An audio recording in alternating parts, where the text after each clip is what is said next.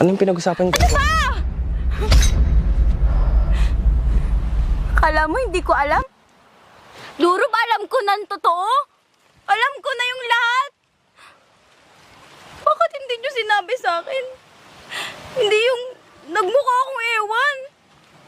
Nakinig ko kayo kanina. Nakinig kita! Ano bang kailangan ko sabihin sa'yo? Ginawa ko lang yun dahil sa trabaho. Eh di dapat sinabi mo para aware ako.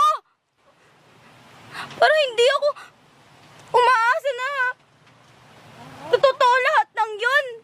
Hindi ako umaasa na totoo lahat ng pinapakita mo. Bakit bang hirap ipaintindi sa'yo na ginawa ko nga lang yun dahil sa trabaho?